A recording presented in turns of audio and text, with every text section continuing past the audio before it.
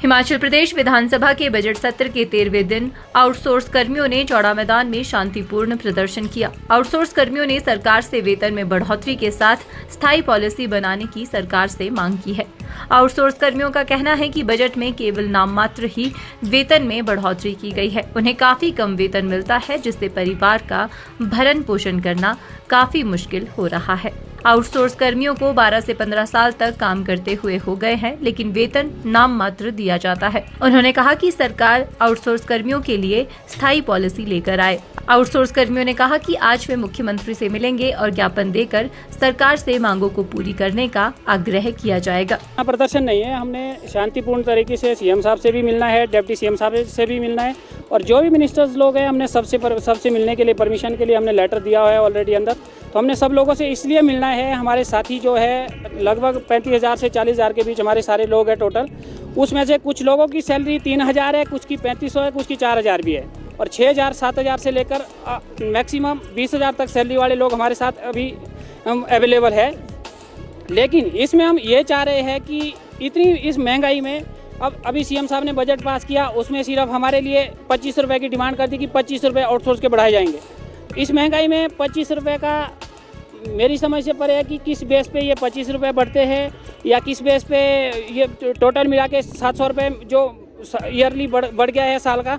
तो इस हिसाब से इस महंगाई में हमारा 700 रुपये से गुजारा होने वाला नहीं है। 10-10 12-12 साल से जो लोग लगे हुए हैं और दूसरा आउटसोर्स में जो भी लोग हमारे बेचारे साथी हैं और जो न्यू आएगा वो भी वही उसी 12,000 में वो उसको भी वही 12,000 सैलरी मिलती है। जो ऑलरेडी 10 से 15 साल से लगा है उसको भी वही 12,000 सैलरी मिलती है। सर इस वजह से हमने मिलना था और सीएम साहब से अपने लिए एक पॉलिसी की डिमांड रखनी है। सर नहीं देखो सर 25 रुपये तो ये ऑलरेडी 25 रुपये दिन के बढ़ते हैं और टोटल मिला के 750 रुपये मंथ के बन जाते हैं।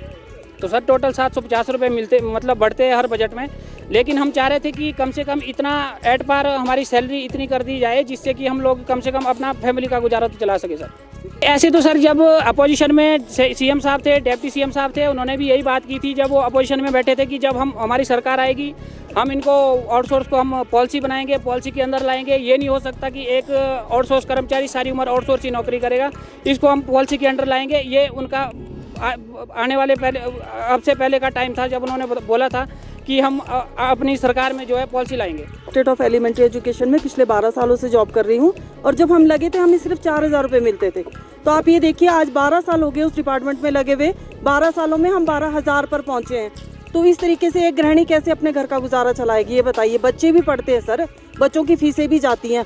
ठीक है, हम में से कुछ ऐसे हैं जो वेल सेटल्ड है, अपना गुजारा कर लेंगे, पर कुछ ऐसे हैं जो कुछ भी नहीं कर पाते हैं, इसी 12,000 पर ही निर्भर है। तो हम मुख्यमंत्री जी से यही आग्रह करना चाहेंगे कि इस महंगाई के दौर को देखते हुए हमारी जो सेवाएं हैं वो जो आप ले रहे हैं उसके बेहाफ में हमें ठीक से उसका भत्ता भी दो, हमारी सैलरी को इंक्रीज किया जाए। पॉलिसी का निर्माण भी चाहते हैं, पर सबसे पहले सर हम ये चाहते हैं कि वेतन वृद्धि तो हो जाए ना कम से कम, जिससे घर चलता है हमारा। पॉलिसी तो धीरे धीरे बन जाएगी, कोई बात नहीं, उसके लिए हम ज़्यादा जोर नहीं देंगे उनके ऊपर अभी, पर हमें सबसे पहले वेतन की वृद्धि चाहिए, हमें छुट्टियां चाहिए, मेडिकल का थोड़ा सा प्रावधान हो जाए हमारे लिए, वो भी ज़रूरी है सर, महिलाओं के लिए भी और सभी पुरुष वर्ग के लिए भी। हमें सर हर साल वृद्धि मिलती है, बट वही मिलती है 600-650 रुपये। इस बार भी उन्होंने सिर्फ 25 रुपये ही बढ़ाए गए हैं। तो आप मात्र दूध का एक पैकेट भी 32 रुपये का आता है सर, 25 रुपये में हम क्या करेंगे आप ये बताइए ज़रा। आप कम से कम 20 से 25 हज़ार तक तो होनी ही चाहिए। हम ये नहीं कहते कि न्यू कमर्स को भी आप 25 दो, 20 दो, स्लैब बना दीजिए, जितने साल जिसने काम किया उस हिसाब से उनको वेतन वृद्धि दी जाए। आगामी कदम हम अपने कर्मचारी भाइयों से पूछकर उसके हिसाब से चलेंगे सर, जैसा हमारे संगठन बोलेगा हमें, ठीक है ना। हम विरोध कुछ नहीं करेंगे, शांतिपूर्वक हम आज बैठे हैं।